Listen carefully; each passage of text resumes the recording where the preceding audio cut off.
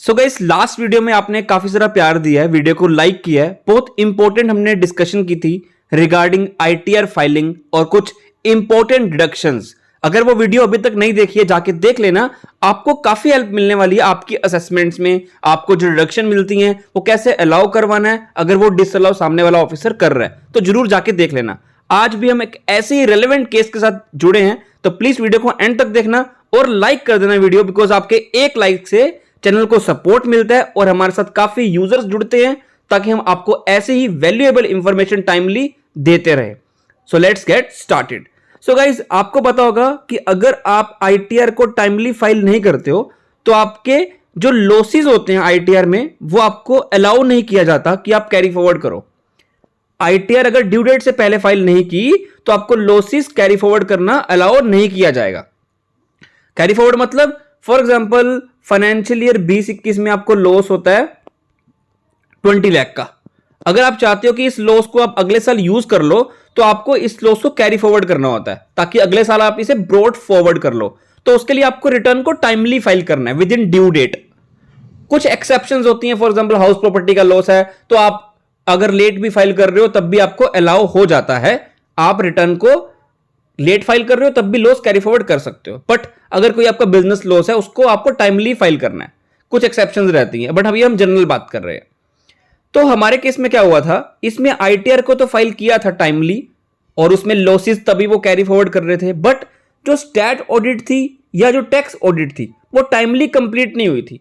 उसके चलते क्या किया, एओ ने या सीआईटी अपील ने क्या कर दिया, इनके लॉसेस को बोल दिया कि आप कैरी फॉरवर्ड नहीं कर सकते। फिर ये कहां पर गए, आईटी80 में गए। तो ये केस हम पढ़ते हैं, समझते हैं। वीडियो को लाइक करना मत भूलना।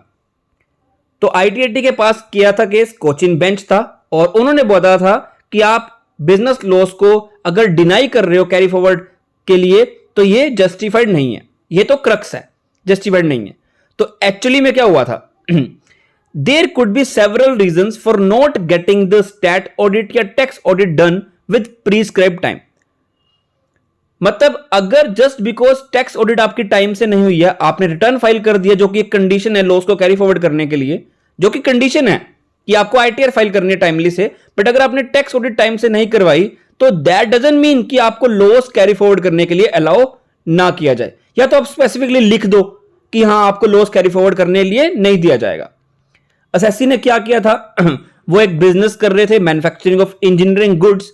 उन्होंने रिटर्न फाइल की थी अंडर सेक्शन 139 सबसेक्शन 1, बट जब उन्होंने रिटर्न फाइल की तब उनके फाइनेंशियल्स जो थे स्टैट ऑडिट नहीं हुई थी, तो उन्होंने रिटर्न फाइल की थी, आईटीआर फाइल की थी with provisional financial statements. Sir provisional का मतलब क्या हुआ, मतलब अगर आपने स्टैट ऑडिट से पहले फाइनेंशियल्स जो बनाते हो उसे बोलते हैं प्रोविजनल। उन्होंने क्या किया, इस प्रोविजनल फाइनेंशियल स्टेटमेंट के बेसिस पे आईटीआर फाइल कर दी विद इन टाइम। अब आइडली क्या होना चाहिए था कि जब स्टैट ऑडिट हो जाएगी, स्टैट ऑडिट कंप्लीट, तो उसको बोल देंगे ऑडिटेड फाइनेंशियल स्टेटमेंट्स। उस ऑडिटेड फाइनेंशियल स्टेटमेंट के बेसिस पे आईटीआर को रिवाइज कर देते तो कोई दिक्कत ना आती। बट इन्होंने क्या किया, स्टैट ऑडिट हुई तो आईटीआर को रिवाइज नहीं किया। अब आईटीआर रिवाइज भी नहीं की तो सामने वाला ऑफिसर बोल रहा है आपने स्टैट ऑडिट लेट किया, टैक्स ऑडिट लेट किया, इसलिए कैरी फॉरवर्ड लॉसेस अलाउ नहीं किया जाएगा। तो आईटी80 सबको पढ़ रहा है, ठीक है प्रोविजनल से फाइल की है बट आईटीआर तो टाइमली फाइल की है। ठीक है, मानते हैं आपने आईटीआर रिवाइज करनी चाहिए थी बट नहीं की। तो आगे पढ़ते हैं। The assessees accounts were finally audited. At the end वो ऑडिट हो जाते हैं, which were filed by the assessee. जो असेसी क्या करता है वो फाइल भी कर देता है, सबमिट करता है। फाइल का मतलब सबमिट करता है during assessment proceedings.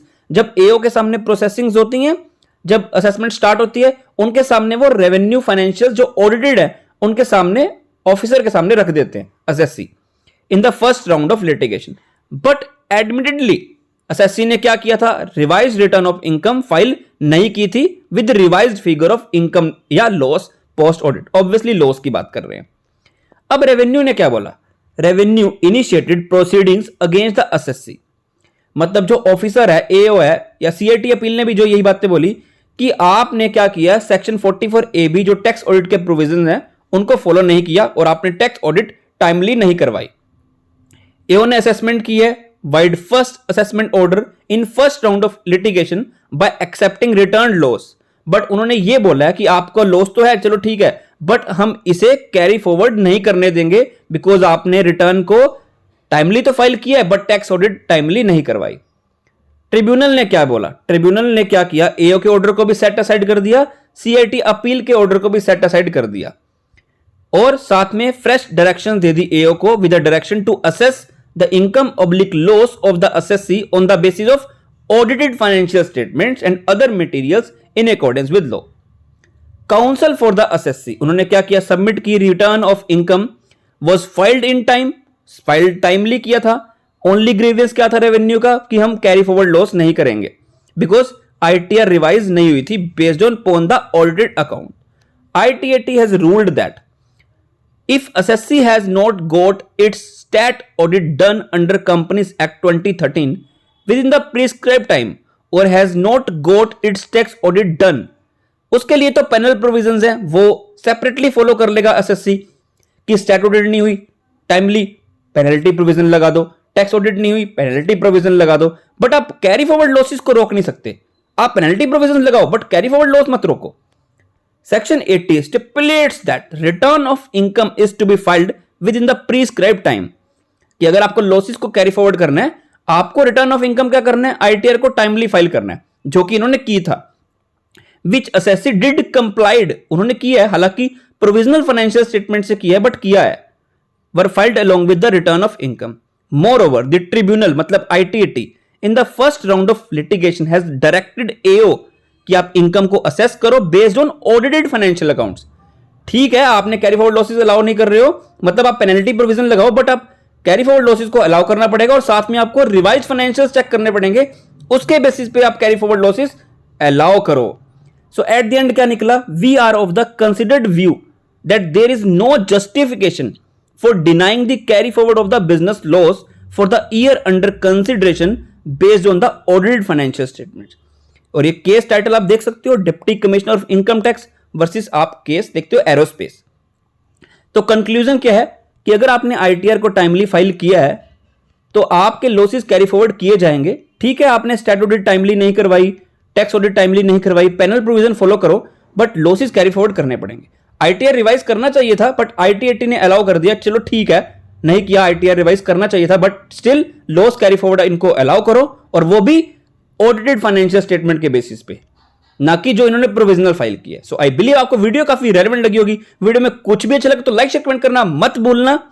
Till then goodbye and thank you so much.